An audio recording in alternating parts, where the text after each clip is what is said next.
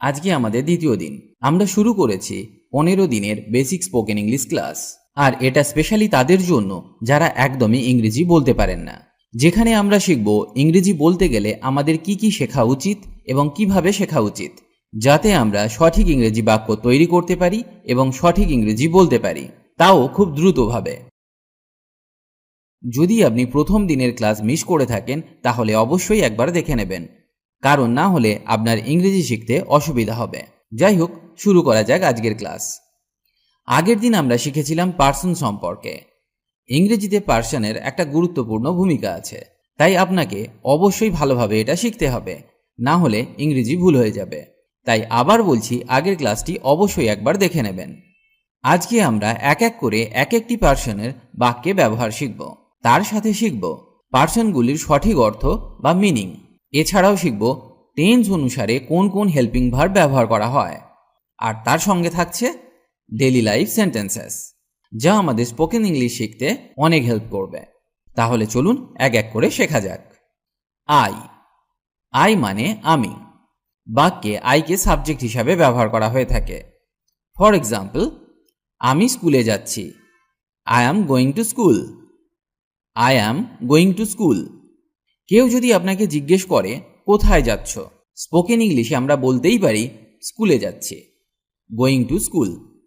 এখানে আমি উহ্য আছে, এটা আমরা সহজেই বুঝে যাই, কিন্তু কারেক্ট সেন্টেন্স হবে আমি স্কুলে যাচ্ছি, I am going to school. Me. Me মানে আমাকে। আমাকে বইটি দাও। Give me the book. Give me the book. বইটি কাকে দেওয়া হবে? না, আমাকে। এখানে আমরা মি এর ব্যবহার করলাম। মাই। মাই মানে আমার। এই বাড়িটি আমার। This is my house. This is my house. বাড়িটি কার? বাড়িটি আমার। এখানে আমার অর্থে মাইকে ব্যবহার করলাম। আমি আগেই বলেছি, আজকে আমরা এক একটি পার্সনের সঠিক বাংলা অর্থ শিখব, যাতে আমাদের আর কখনো ভুল না হয় বাক্য তৈরি করতে। মাইন। মাইন মানে আমার। এই বইটি আমার। This book is mine. This book is mine. বইটি কার? না, বইটি আমার। Difference between my and mine. My এবং মাইনের মধ্যে একটা পার্থক্য আছে।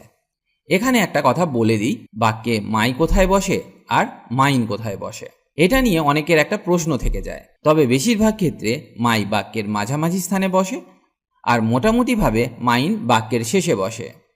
মাইন বাক্যে পজিটিভনেস দেখায়, মানে কোনো কিছুতে অধিকার দেখায়। যেমন এই বাক্যটিতে, এই বইটি আমার। This book is mine. This book is mine. এখানে মাইন একটা অধিকার দেখাচ্ছে। কার বই? না, আমার বই। আশা করি আমি আপনাকে এটা বোঝাতে পেরেছি। উই। উই মানে আমরা। আমরা বই পড়ছি। We are reading book. We are reading book. We বা আমরা হলো অনেকজন, তাই এটা প্লুরাল। আস। আস মানে আমাদের বা আমাদেরকে। এটা আমাদের দিন। Give this to us. Give this to us. Our. Our মানে আমাদের। এটি আমাদের গাড়ি। This is our car. This is our car. Ours. Ours মানে আমাদের বা আমাদিগের। বাক্যে আওয়ার্স ব্যবহার করলে একটা পজিটিভনেস বা অধিকার দেখায়, তাই বাক্যে ব্যবহার করার সময় এটা আপনাকে মনে রাখতে হবে। মোটামুটিভাবে আওয়ার্স বাক্যের শেষে ব্যবহার করা হয়। ইউ। ইউ মানে তুই হয়, তুমি হয়, আপনি হয়। ফর এক্সাম্পল, তুই কেমন আছিস? তুমি কেমন আছো? আপনি কেমন আছেন? এদের সবার ইংরেজি হবে how are you. How are you. এখানে আমরা ইউকে সিঙ্গুলার হিসাবে ব্যবহার করলাম, তবে ইউকে ইংরেজিতে প্লুরাল হিসাবেও ব্যবহার করা যায়। যখন ইউকে প্লুরাল হিসাবে ব্যবহার করা হবে, তখন তার বাংলা অর্থ হবে তোরা, তোমরা বা আপনারা। ফর এক্সাম্পল, তোরা সবাই যেতে পারিস। তোমরা সবাই যেতে পারো। আপনারা সবাই যেতে পারেন। এর ইংরেজি হবে you all may go. You all may go. এখানে আমরা ইউকে প্লুরাল হিসাবে ব্যবহার করলাম। ইউর, ইউর মানে তোর, তোমার বা আপনার। তোমার চোখ খোলো, open your eyes, open your eyes. Yours, yours মানে তোদের, তোমাদের, আপনাদের, তোর, তোমার, আপনার। এতগুলি বাংলা অর্থে আমরা ইয়োর্সকে ব্যবহার করতে পারি। মানে ইয়োর্সকেও আমরা সিঙ্গুলার বা প্লুরাল হিসাবে ব্যবহার করতে পারি। ফর এক্সাম্পল, এই বইটি কি তোর? এই বইটি কি তোমার? এই বইটি কি আপনার? এই বইটি কি তোদের? এই বইটি কি তোমাদের? এই বইটি কি আপনাদের? এই বাক্যগুলির একটাই ইংরেজি হবে is this book yours? Is this book yours? এখানে আমরা ইয়োর্সকে সিঙ্গুলার এবং প্লুরাল হিসাবে ব্যবহার করলাম। হি, হি মানে সে বা তিনি। এটা আমরা মেল অর্থে ব্যবহার করে থাকি। সে একজন ছাত্র। He is a student. He is a student. She, she মানে সে বা তিনি। এটা ফিমেল অর্থে ব্যবহার করা হয়ে থাকে। সে একজন ছাত্র। She is a student. She is a student. Bangla বাক্য একই রকম দেখতে এবং শুনতে, কিন্তু ইংরেজিতে সহজেই বোঝা যায় যে বাক্যে আমরা কার কথা বলছি, কোনো ছেলের না মেয়ের ব্যাপারে। ইট, ইট মানে ইহা। এটা তাকে দাও। Give it to her. Give it to her. এখানে যেহেতু হার আছে তাই বাক্যে এটি ফিমেল অর্থে ব্যবহার করা হয়েছে। আবার এটা তাকে দাও। Give it to him. Give it to him. এখানে হারের পরিবর্তে আমরা হিমকে ব্যবহার করলাম। এই বাক্যটা দেখে আমরা বুঝে যাব এটা মেল অর্থে ব্যবহার করা হয়েছে। নেম, যে কোনো নাম, যেমন রাম, শ্যাম, যদু, মধু, রহিম, জন, লিসা ইত্যাদি। যে কোনো নাম। যেমন সে তাকে ভালোবাসে। He loves her. He loves her. এই বাক্যটিতে হি আছে, আবার হারও আছে। আমরা হি এর বদলে বলতে পারি টম, আর হারের পরিবর্তে বলতে পারি লিসা। তাহলে বাক্যটি হবে টম লিসাকে ভালোবাসে। Tom loves Lisa. Tom loves Lisa. They, they মানে তারা বা ওরা। ফর এক্সাম্পল, তারা কি বন্ধু বা ওরা কি বন্ধু? তো এর ইংরেজি হবে আর দে ফ্রেন্ডস। আর দে ফ্রেন্ডস। হিম, হিম মানে তাকে। এটা মেল অর্থে ব্যবহার করা হয়ে থাকে। আমি তাকে চিনি না। I don't know him. I don't know him. এই ইংরেজি বাক্যটা দেখে সহজেই বোঝা যায় যেখানে একটি মেল সম্পর্কে কথা বলা হচ্ছে। হার, হার মানেও তাকে। হারকে ব্যবহার করা হয় ফিমেল অর্থে। তুমি কি তাকে চেনো? Do you know her? Do you know her? His, his মানে তার। মেল অর্থে ব্যবহার করা হয়। আমি তার গান পছন্দ করি। I like his music. I like his music. Them, them মানে তাদের বা তাদেরকে। ফর এক্সাম্পল, আমি তাদের কাউকে পছন্দ করি না। I don't like any of them. I don't like any of them. Their, their মানে তাদের বা ওদের। ফর এক্সাম্পল, আমি তাদের ছবি পছন্দ করি। I like their pictures. I like their pictures. এটা তাদের গাড়ি। This is their car. This is their car. Theirs, theirs মানে তাদের বা ওদের। ফর এক্সাম্পল, ওই বইটি তাদের। That book is theirs. That book is theirs. আবার এই ধারণা তাদের। This idea is theirs. This idea is theirs. বাক্যে দেয়ার্স ব্যবহার করলে একটা পজিটিভনেস আসে বা অধিকার দেখায়। আজকে আমরা মোটামুটি যতগুলি শব্দের ব্যবহার শিখলাম, এদের সবাইকে প্রোনাউন বলা হয়। প্রোনাউন নিয়ে আরও অনেক কিছু শেখার আছে, সেটা পরে আলোচনা করব। এটা বেসিক ইংলিশ স্পিকিং কোর্স, আর এটা স্পেশালি তাদের জন্য তৈরি করা যারা একদমই ইংরেজি বলতে পারেন না। তাই আমরা অল্প অল্প করে শিখব। যাই হোক, এদেরকে ভাগ করা হয় পার্সন দিয়ে। পার্সন 3 প্রকার: first person, second person and third person.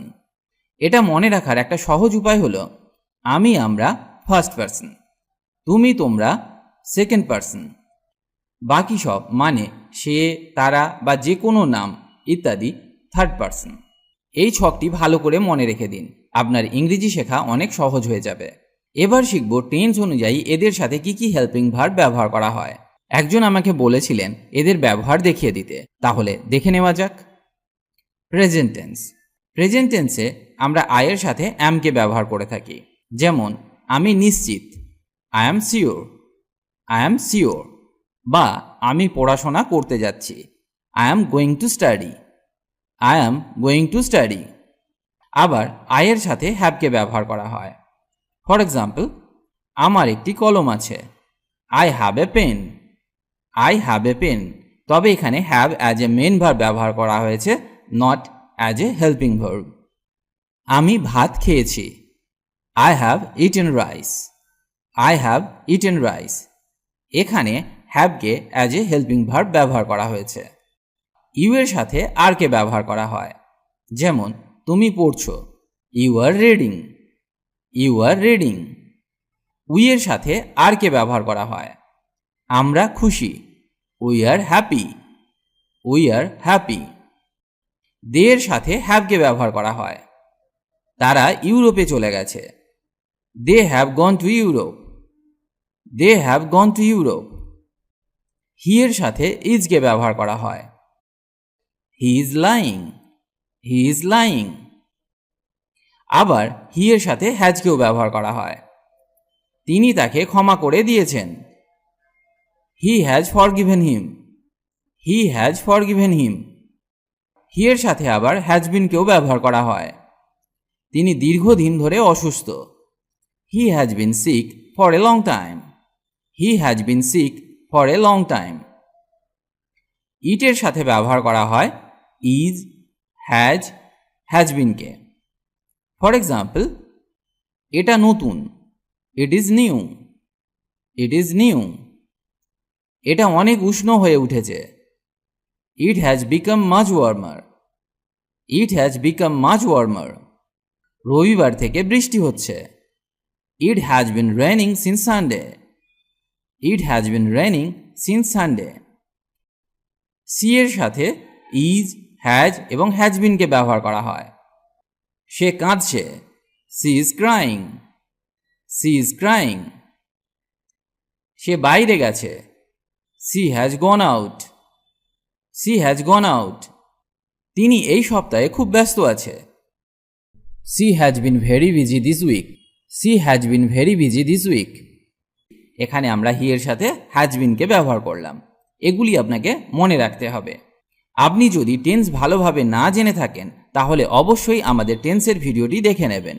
যদিও আমি আবার টেন্স নিয়ে আলোচনা করব, তাও আপনার শেখার ইচ্ছা থাকলে আপনি দেখতে পারেন। যাই হোক, এবার আমি এদের পাস্ট টেন্সে ব্যবহার নিয়ে আলোচনা করব। Past tense. আমি এখানে আর উদাহরণ ব্যবহার করব না, কারণ তাহলে ভিডিওটি অনেক বড় হয়ে যাবে। আমি শুধুমাত্র ব্যবহারগুলো দেখিয়ে দেব। পাস্ট টেন্সে আয়ের সাথে ব্যবহার করা হয় ওয়াজ, হ্যাড এবং হ্যাড বিন। ইউ এর সাথে ব্যবহার করা হয় ওয়ার, হ্যাড এবং হ্যাড বিন। একটা কথা এখানে বলে দিই, হ্যাড এবং হ্যাড বিনকে সবার সাথে ব্যবহার করা যায়। পরেরটা দেখা যাক, উই। উই এর সাথে আমরা ওয়ার, হ্যাড এবং হ্যাড বিনকে ব্যবহার করতে পারি।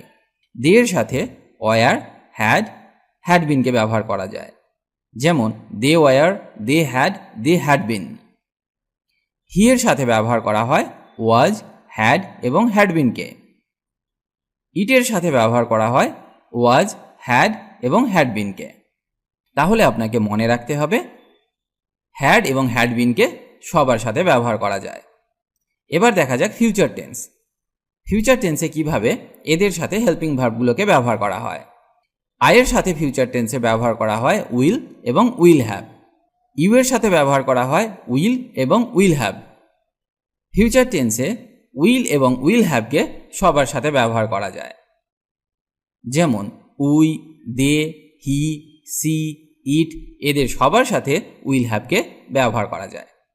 এই ছোট্ট টেবিলটি খুব ভালো করে মনে রেখে দিন, কারণ এগুলি কখনোই ভুল করা যাবে না।